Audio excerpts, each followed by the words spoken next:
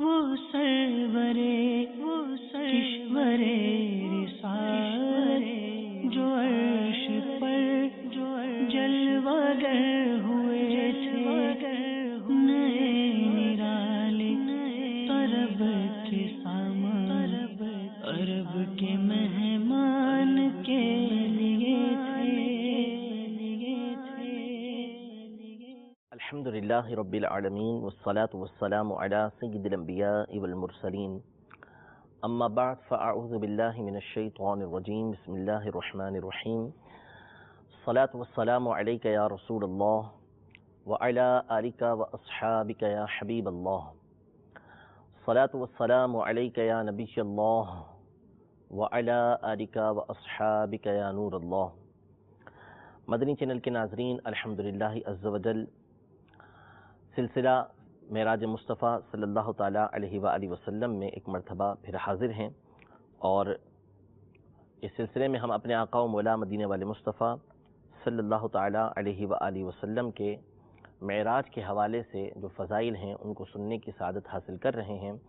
اپنے پچھلے سلسلوں میں ہم نے قرآن پاک کی سورہ بنی اسرائیل کی پہلی آیت کی تفسیر کے حوالے سے گفتگو کی تھی، اور اس میں ہم نے سبحان کے معنی، اسرا کے معنی، اس کی حکمتیں، اور ابدہو کے معنی اور اس کی حکمتیں، اور لیلن کے معنی اور اس کی حکمتیں بیان کرنے کی سعادت حاصل کی تھی۔ آج اس سے اگلے حصے کی طرف چلتے ہیں کہ اللہ تبارک و تعالی ارشاد فرماتا ہے، سبحان الذی اسری بعبدہ لیلا من المسجد الحرام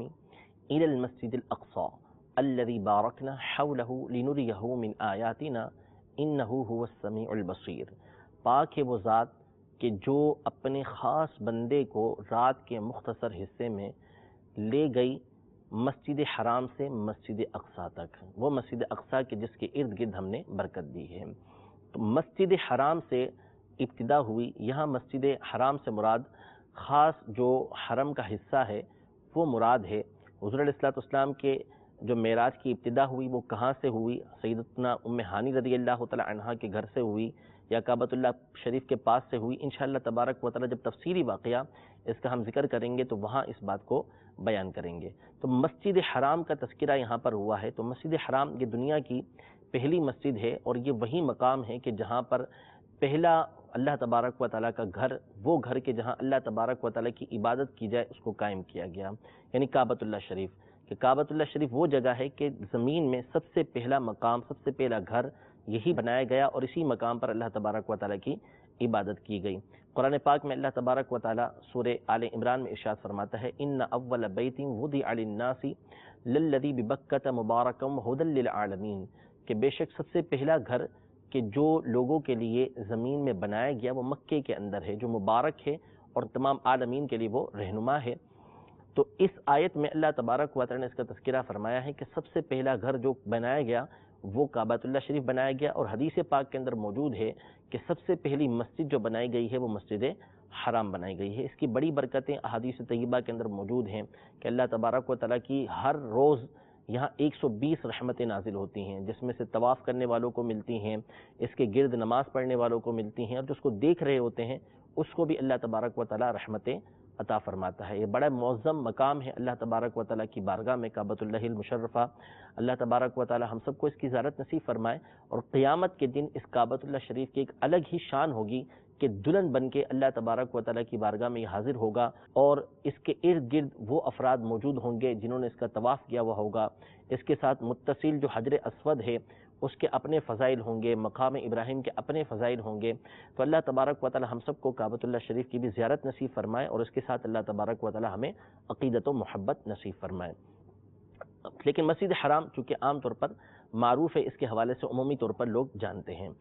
آگے ارشاد فرمایا کہ مسجد حرام سے مسجد اقصی تک اللہ تبارک و تعالی نے نبی کریم صلی اللہ علیہ وسلم کو سیر کروائی۔ یہ قرآن پاک کے اندر ابتدائی حصہ بیان کیا گیا ہے۔ مسجد اقصی یہ دنیا کی دوسری مسجد ہے، یعنی پہلے مسجد حرام تعمیر کی گئی اور اس کے بعد مسجد اقصی تعمیر ہوئی۔ مسجد اقصی وہ جگہ ہے کہ جو مسلمانوں کا قبلہ اول ہے، یعنی اس مقام کی طرف منہ کر کے نبی کریم صلی اللہ تعالیٰ علیہ وآلہ وسلم نماز ادا فرماتے رہے۔ جب آپ مکہ مکرمہ سے مدینہ منورہ تشریف لے کر آئے تو آپ مختلف روایتوں کے مطابق 16 سے 17 ماہ تک بیت المقدس کی طرف منہ کر کے آپ نے نماز ادا کی۔ جب آپ مکہ مکرمہ میں تھے تو اس وقت آپ کعبۃ اللہ شریف کی طرف منہ اس انداز میں کر کے نماز پڑھا کرتے تھے کہ جس سے بیت اللہ کو بھی رخ ہو جائے اور جو بیت المقدس ہے اس کو بھی رخ ہو جائے، اس انداز میں آپ نماز پڑھتے تھے۔ جب آپ مدینہ منورہ تشریف لائے تو آپ کو حکم یہ ہوا کہ آپ نے بیت المقدس کی طرف منہ کر کے نماز پڑھنا ہے، تو تقریباً 16-17 ماہ تک حضور علیہ الصلوۃ والسلام بیت المقدس کی طرف منہ کر کے نماز ادا کرتے رہے، لیکن آپ کے دل میں یہی خواہش تھی کہ اللہ تبارک و تعالیٰ کعبۃ اللہ المشرفہ کو ہمارا قبلہ بنا دے، تو اللہ تبارک و تعالیٰ نے پھر قرآن مجید فرقان حمید میں اس کا حکم نازل فرمایا کہ آپ کعبۃ اللہ شریف کی طرف منہ کر کے نماز ادا کریں۔ تو یہ جو مسجد اقصیٰ ہے، بیت المقدس ہے، یہ مسلمانوں کا قبلہ اول ہے، پہلا قبلہ ہے۔ یہاں تک نبی کریم صلی اللہ تعالیٰ علیہ وسلم کی معراج کا تذکرہ سورہ بنی اسرائیل میں فرمایا، باقی اس سے آگے کا والنجم کے اندر بھی موجود ہے اور احادیث طیبہ کے اندر بھی اس کا تذکرہ موجود ہے۔ علماء نے بیت المقدس میں نبی کریم صلی اللہ تعالیٰ علیہ وسلم کو لے جانے کی وجہ بیان فرمائی کہ کیوں نبی کریم صلی اللہ تعالیٰ علیہ وسلم کو اولاً بیت المقدس میں لے جایا گیا، پھر اس کے بعد آپ آسمانوں کی طرف گئے۔ براہ راست نبی کریم صلی اللہ تعالیٰ علیہ وسلم کو آسمانوں میں کیوں نہیں لے جایا گیا، اس کی وجہ علماء نے مختلف بیان کی ہے، اس میں سے بعض میں آپ کے سامنے عرض کرتا ہوں۔ نمبر 1 کہ جیسا کہ میں نے عرض کیا کہ حضور علیہ الصلوۃ والسلام 16 سے 17 ماہ تک بیت المقدس کی طرف منہ کر کے نماز ادا کرتے رہے، تو یہ چونکہ پہلا قبلہ تھا، یعنی 2 قبلے ہوئے، ایک بیت المقدس دوسرا بیت اللہ، تو دونوں کی طرف منہ کر کے نماز ادا کی، تو اللہ تبارک و تعالیٰ نے نبی کریم صلی اللہ تعالیٰ علیہ وآلہ وسلم کو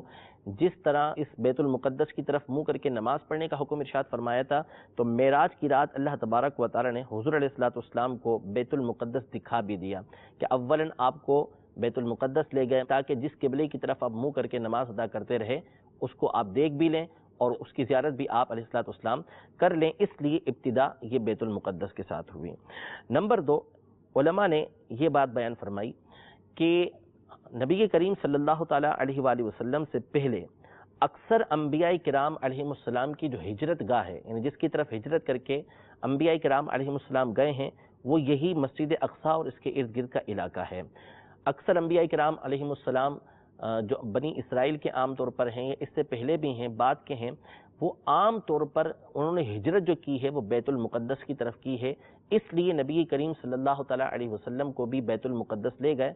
تاکہ دیگر انبیاء کرام علیہ السلام کو جو فضیلت حاصل ہے، ہجرت گاہ جو ان کی بنی ہے، نبی کریم صلی اللہ تعالیٰ علیہ وسلم کو بھی اس جگہ ہجرت کرنے کا موقع حاصل ہو، اس بات کو علماء نے بیان فرمایا۔ ایک اور وجہ علماء نے یہ بیان کی ہے جو بڑی پیاری ہے، علامہ آلوسی رحمۃ اللہ تعالیٰ علیہ نے روح المعانی کے اندر اس بات کو ذکر کیا ہے کہ مسجد اقصیٰ کے جو ستون ہیں، ہر ستون اللہ تبارک و تعالیٰ کی بارگاہ میں یہ دعا کیا کرتا تھا کہ ربنا حصل لنا من کل نبی حظ وقد اشتقینا الی محمد صلی اللہ تعالیٰ علیہ وسلم فرزقنا لقاءہ، یعنی ہر ستون اللہ تبارک و تعالیٰ کی بارگاہ میں یہ عرض کرتا تھا کہ یا اللہ عز و جل ہمیں ہر نبی کی برکت میں سے حصہ ملا ہے،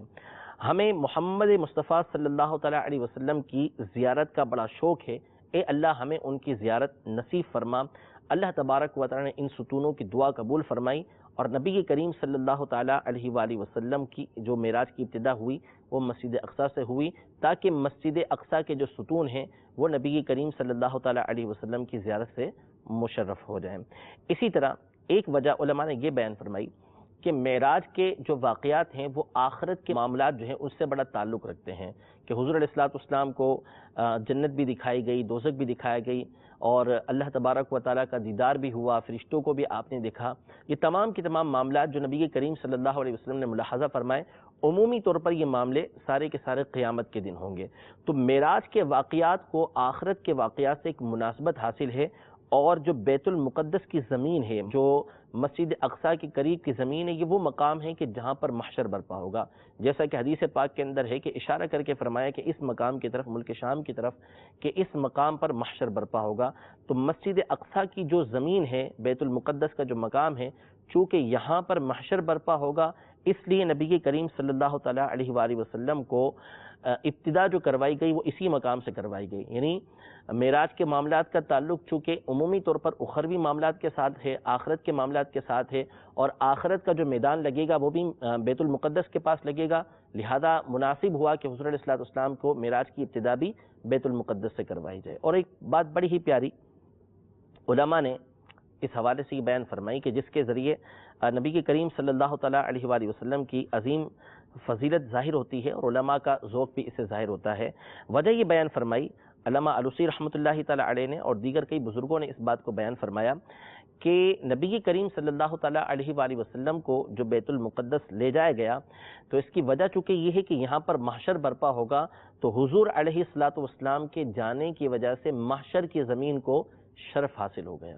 آپ کی وجہ سے اس محشر کی زمین کو برکت حاصل ہو گئی جو لوگوں کے لیے آسانی کا سبب بنے گی، خصوصاً آپ علیہ السلام کی امت کے لیے. ایک وجہ علماء نے یہ بیان فرمائی کہ آسمان کا دروازہ جس سے ملائکہ اوپر چڑھتے ہیں وہ بیت المقدس کے عین اوپر ہے، تو حضور علیہ السلام نے بھی اسی راستے سے اوپر جانا تھا، اس لیے حضور علیہ السلام کو بیت المقدس لے گئے تاکہ آپ علیہ السلام وہاں سے آسمانوں کی طرف تشریف لے کر جائیں. علامہ علوسی رحمۃ اللہ تعالی علیہ اس حوالے سے لکھتے ہیں کہ سیدنا کعب الاحبار رضی اللہ تعالی عنہ سے مروی ہے کہ بے شک اللہ تعالیٰ نے آسمان دنیا سے ایک دروازہ بیت المقدس پر کھولا ہے جس سے ہر دن 70,000 ملائکہ اترتے ہیں جو کہ اس شخص کے لیے دعائیں مغفرت کرتے ہیں جو بیت المقدس آئے اور وہاں نماز پڑھے. تو نبی کریم صلی اللہ تعالیٰ علیہ وسلم کو اولاً اسی طرف معراج کروائی گئی اور پھر آسمان کی طرف آپ کو لے جایا گیا جہاں سے سیدھا آپ آسمان کی طرف اوپر تشریف لے کر گئے ہیں. تو مسجد اقصیٰ لے جانے کی ایک وجہ علماء نے یہ بیان فرمائی کہ آسمان کا دروازہ بھی یہیں سے کھلتا ہے، فرشتے بھی یہیں سے اوپر جاتے ہیں. ایک اور وجہ علماء نے یہ بیان فرمائی کہ نبی کریم صلی اللہ تعالیٰ علیہ وآلہ وسلم کو مسجد اقصیٰ اس لیے لے جایا گیا کہ حضور علیہ السلام نے انبیاء کرام علیہ السلام کی امامت فرمانی تھی. یعنی تمام کے تمام انبیاء کرام میں سے اکثریت وہ تھی کہ جو مسجد اقصیٰ کی طرف ہجرت کر کے گئی تھی، اور قریب کئی انبیاء کرام علیہ السلام کے وہاں پر مزارات بھی موجود ہیں. تو انبیاء کی اکثریت اس علاقے کے اندر موجود تھی اور انبیاء کرام علیہ السلام کی امامت حضور علیہ السلام نے کروانی تھی تاکہ لوگوں کے سامنے ظاہر ہو جائے کہ آپ علیہ السلام تمام انبیاء کرام علیہ السلام کے امام ہیں. تو اس لیے حضور علیہ السلام کو مسجد اقصیٰ لے جایا گیا تاکہ وہاں جا کر نبی کریم صلی اللہ تعالیٰ علیہ وآلہ وسلم تمام انبیاء کرام علیہ السلام کی امامت کروائیں اور آپ علیہ السلام کا امام ہونا سب لوگوں کے سامنے ظاہر ہو جائے. ایک وجہ علماء نے یہ بیان فرمائی کہ نبی کریم صلی اللہ تعالیٰ علیہ وسلم نے معراج پر جانا تھا. اگر آپ براہ راست آسمان پر جاتے اور واپس آ کے جب آپ اپنی معراج کا اعلان کرتے تو کفار نے لازمی طور پر آپ علیہ السلام کو جھٹلانا ہی جھٹلانا تھا، کیونکہ کفار کی یہ عادت تھی، ان کا یہ انداز تھا. اب بطور ثبوت بہت ساری باتیں ہو سکتی تھیں لیکن کوئی ایسی دلیل ان کے سامنے ہونی چاہیے کہ جس کے ذریعے سے ان کا منہ بند ہو سکے. یہ تمام کے تمام لوگ جانتے تھے کہ حضور علیہ السلام کبھی بھی مکہ مکرمہ سے بیت المقدس کی طرف آپ علیہ السلام نہیں گئے. تو حضور علیہ السلام کو پہلے بیت المقدس لے جایا گیا کہ آپ علیہ السلام پہلے بیت المقدس جائیں، اس کے بعد پھر آپ آسمانوں کی طرف جائیں. آپ علیہ السلام نے یہ باتیں آ کے کفار کے سامنے بیان کی. اب انہوں نے اپنی عادت کے مطابق جھٹلایا، لیکن چونکہ ان کو معلوم تھا کہ حضور علیہ السلام بیت المقدس نہیں گئے تو انہوں نے کہا کہ آپ بیت المقدس کبھی گئے تو نہیں ہیں. تو ان میں جانے والوں نے پوچھا کہ بیت المقدس ہے کیسا، اس کا نقشہ کیا ہے، اس کے ستون کیسے ہیں، اس کے دروازے کیسے ہیں. یہ ساری چیزیں حضور علیہ السلام سے پوچھنا شروع کی. تو حضور علیہ السلام نے تمام کی تمام جو نشانیاں تھیں بیت المقدس کی وہ ان تمام کے سامنے بیان کر دیں کہ بیت المقدس کے اندر اس طرح کے دروازے ہیں، اس کے اتنے دروازے ہیں. جو بھی بیت المقدس کا نقشہ تھا نبی کریم صلی اللہ تعالیٰ علیہ وآلہ وسلم نے ان کے سامنے بیان کر دیا. تو اب ان کے پاس کوئی حجت نہیں رہ گئی، وہ حضور علیہ السلام کو جھٹلا نہیں سکتے تھے کیونکہ خود جانتے تھے کہ حضور علیہ السلام کبھی بھی مکہ مکرمہ سے باہر نہیں گئے. آپ ایسا نقشہ بیان اسی صورت میں کر سکتے ہیں جب آپ علیہ السلام نے مسجد اقصیٰ کو خود دیکھا ہو. تو اس لیے مسجد اقصیٰ علیہ السلام کو لے جایا گیا تاکہ کفار کو جواب دینے میں آسانی رہے. یہ کچھ حکمتیں ہیں جو علماء نے نبی کریم صلی اللہ تعالیٰ علیہ وآلہ وسلم کے بیت المقدس میں لے جانے کی بیان کی ہیں. انشاءاللہ تبارک و تعالیٰ مزید اس حوالے سے کچھ اور باتیں کہ جو آگے فرمایا کہ مسجد اقصیٰ وہ ہے کہ جس کے ارد گرد ہم نے برکت دی ہے. تو کیسی برکت دی ہے، کون سے علاقے ہیں، انشاءاللہ تبارک و تعالیٰ اپنے اگلے سلسلے میں ان کو بیان کرنے کی کوشش کریں گے. اللہ تبارک و تعالیٰ ہم سب کو نبی کریم صلی اللہ تعالیٰ علیہ وسلم کی برکتوں میں سے حصہ عطا فرمائے، اور جو کچھ ہم نے بیان کیا اس کو اللہ تبارک و تعالیٰ اپنی بارگاہ میں شرف قبولیت عطا فرمائے. آمین بجاہ النبی الامین صلی اللہ تعالیٰ علیہ وآلہ وسلم. وہ کشورے رسالت جو عرش پر جلوہ گر